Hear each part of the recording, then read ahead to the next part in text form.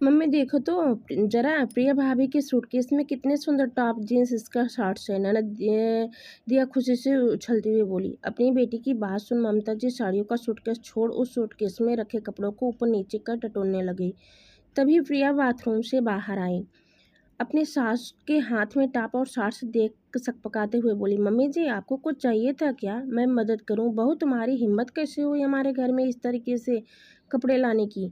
हम तो अपनी बेटी को भी ऐसे कपड़े पहनने नहीं देते। और तुम? प्रिया अपने आप को संभालते हुए बोली, मम्मी जी हम लोग हनीमून के लिए मालदीव जा रहे हैं, इसलिए सोचा कि इस तरह के वेस्टर्न ड्रेसेस भी रख लूं जो कि फैशन में है। बहू मेरी बात ध्यान से सुन और कान खोलकर सुनना। वैसे तो मुझे यह हनीमून वनीमून भी सिस्टम समझ में नहीं आता। अगर अनुराग की जिद पर मैं तुम दोनों को अकेले इतनी दूर जाने की इजाज़त दे भी रही हूँ, मगर खबरदार साड़ी का पल्ला सिर से सरका तो मुझसे बुरा कोई नहीं होगा। यह बात मैंने अपने अनुराग से पहले ही समझा दी थी। अब तुम भी समझ लो तो बेहतर होगा। शादी से पहले तुम क्या पहनती थी, क्या खाती थी, मुझसे कोई मतलब नहीं, मगर शादी के बाद तुम्हारे हमारे घर में नियम हिसाब से रहना होगा। और अगली बार जब मायके जाओ तो यह सूटकेस वहीं पलट कर आना, और अपने सारे शौक मायके जाकर ही करना, ससुराल में पूरी करने की सोचना भी मत। गुस्से में बोल कमरे से बाहर निकल गई सासू। अनुराग और प्रिया की शादी को 4 दिन हुए थे। 2 दिन बाद वे लोग हनीमून पर निकलने वाले थे, इसलिए प्रिया ने घूमने जाने के लिए सूटकेस में पैकिंग कर ली थी, ताकि शादी की रस्म रिवाजों के बीच उसे कोई परेशानी न हो। और बड़ी सावधानी से छुपाकर पलंग के नीचे रख दिया था, मगर न जाने कहाँ से ननद रानी जी की नज़र उस पर पड़ गई और रायता फैल गया। प्रिया ने शाम को सारी बात अनुराग को बताई। तब वह बोला, अरे यार छोड़ो, थोड़ा सा ध्यान से काम करती। मेरी माँ पुराने ज़माने की हिसाब किताब की है। मैंने तुमको पहले ही वार्निंग दी थी, अब भुगतो। मगर अब मैं हनीमून पर क्या पहनूंगी? माँ जी ने तो साफ मना कर दिया। आज के बाद मुझे इस घर में साड़ी के अलावा कोई और परिधान नहीं पहनना है। नई नबीली दुल्हन मुँह लटकाए बोली। पतो पति का दिल पिघल गया। अरे यार तुम चिंता क्यों करती हो? वैसे भी कौन सा हमें यहीं रहना है। मैं दिल्ली तुमको अपने साथ ले चल रहा हूँ ना। और रही बात हनीमून की कपड़ों की, तो रास्ते में शॉपिंग कर लेना। प्रिया खुश होकर अनुराग के गले लग गई और अपने सपनों की दुनिया में जीने लगी। मगर लौटकर अभी उसे धरातल पे ही आना था, जो उसकी सास ममता ने उसे लाने लाने वाली थी। सफ़र की थकान बहुत थी, इसलिए प्रिया सुबह सोती रह गई। ममता जी जोर से दरवाज़ा पीटने लगी। अरे बहू, बहुत हुआ सर सपाटा। अब घर गृहस्थी के काम सीखोगी या कुंभकर्ण की तरह सोते रहोगी? जीवन निकाल देगी। हमारे तो कर्म ही फूट गए, ऐसे बहू पाकर जो ससुराल में रहने का तरीका ही न जानती हो। अरे मायके में जाकर सो लेना, ससुराल में जागने का समय है। उठो बहुरानी। चिल्लाहट सुनकर प्रिया दौड़कर दरवाज़ा खोली। जो थक गई थी, आंख लग गई। चलिए चाय बनाती हूँ। रुको बहू, सबसे पहले तो यह क्या पहन रखा है तुमने? झंगा झोला गाउन, इसे पहनकर अपने कमरे की दहलीज न लागना। दूसरा, पहले नहा कर आओ तभी चौकी में पैर रखना। हम बाहर तुम्हारा इंतजार कर रहे हैं। प्रिया सोचने लगी, शादी के समय उन्होंने कहा था मॉडर्न जमाने के पढ़े लिखे लोग हैं, आपकी बेटी को कोई तकलीफ नहीं होगी, मगर यहाँ तो 100 साल पुराने ज़माने के नियम चलाते हैं। खैर जैसे तैसे प्रिया घर के नियम समझ रही थी।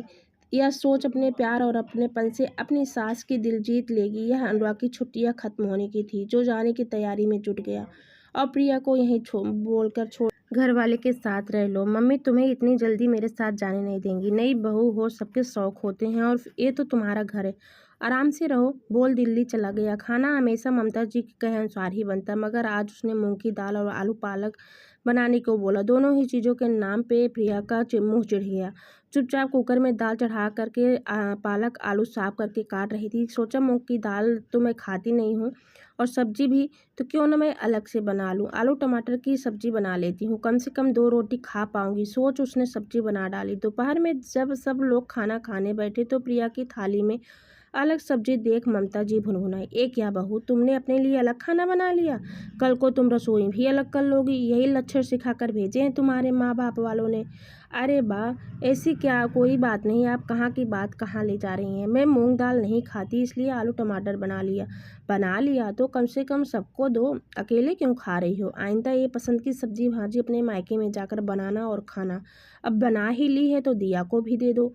कम से कम तुम्हारे अंदर देने की भावना तो होगी। एक कटोरी सब्जी थी, वह भी आधी देनी पड़ी। प्रिया सोचने लगी, इससे अच्छा तो मैं चटनी रोटी से खा लेती। कितना कुछ सुना डाली और सुनाने के बाद हमें मिला भी नहीं। यह सोच कर के प्रिया के आंखों में आंसू आ गया।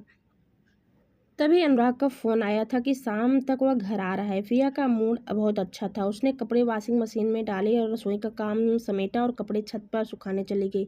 वहीं मोबाइल पर अपने पसंद के गाने चला दिए और कपड़े डालते डालते गुनगुनाने लगी। इधर मंदिर से आती ममता जी ने बहू को गाना गाते देख भड़क उठी। दरवाजे से ही चीखना चिल्लाना स्टार्ट कर दिया, बहू नीचे आओ। अपनी आवाज़ सुन करके प्रिया घबरा गई और वह जल्दी से नीचे आ गई और हाथ का काम छोड़ करके नीचे आए। और माँ जी क्या हुआ? माँ जी की बच्ची, ये क्या फुहाड़ों की तरह छत पे गाना गा रही हो?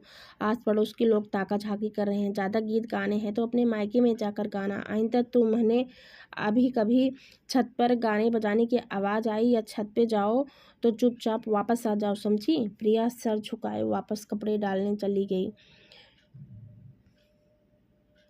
इस घर में दिन ब दिन अपनी खुशियों को मारकर जी रही थी। उसने अपने पसंद की काम करने की भी इजाज़त नहीं थी। इसलिए उसने सोच लिए इस बार अनुराग आएंगे तो मैं उनके साथ चली जाऊंगी।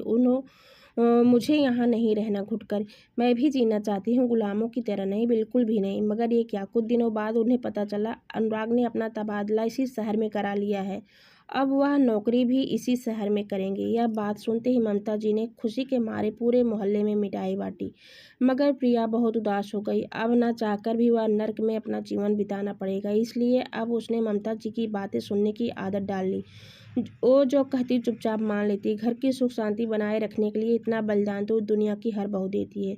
फिर वह क्या कोई किसी से अनोखी थी? कुछ दिनों बाद से दिया की शादी तय हुई। घर में सारी खुशियाँ छा गई। तभी दिया बोली, मम्मी मुझे MBA करने मुंबई जाना है। 6 महीने बाद मेरी जॉब लग जाएगी। भैया से बोलिए मेरा टिकट करवा दे। तेरा दिमाग तो ठिकाने पर है। पढ़ाई तो हमने इसलिए करवाई थी ताकि तुम्हें अच्छा लड़का मिल जाए, तो नौकरी वोकरी के चक्कर में ना पड़। तेरी शादी पक्की हो गई है, जाकर अपनी गृहस्थी संभाल। और हाँ, दामाद जी बोले तो करती रहना अपने शौक पूरे ससुराल में। ममता जी हाथ नचाते हुए बोली, मम्मी नौकरी मेरा शौक नहीं है, मेरा आत्मनिर्भरता है। जब मैं 4 पैसे होंगे ससुराल वाले मेरे शौक भी पूरे करेंगे, वरना जिंदगी भर चूल्हे की लकड़ी समझकर उपयोग करते रहेंगे। भाई आप तो समझदार है, प्लीज़ मम्मी को समझाओ ना। तब अनुराग चिल्लाया, चुप हो जा, मम्मी से कोई ऐसी बात नहीं करता। मम्मी जो भी फैसले लेती हैं बिल्कुल सही ही लेती हैं। अभी फ़िलहाल के लिए सब भूल जाओ।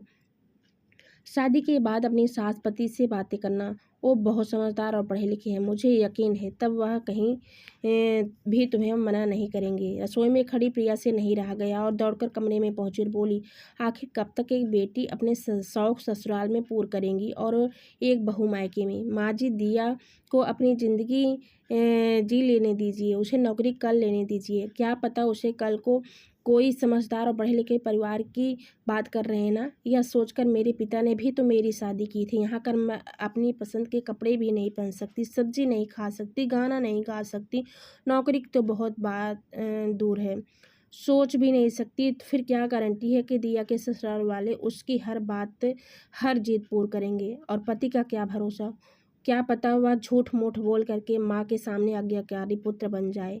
बेचारी बहू तो कसमसा कर रह जाती। उसका दर्द मुझसे बेहतर कौन जानता। प्रिया का दिल उसके सीने में जोरों से धड़क रहा था।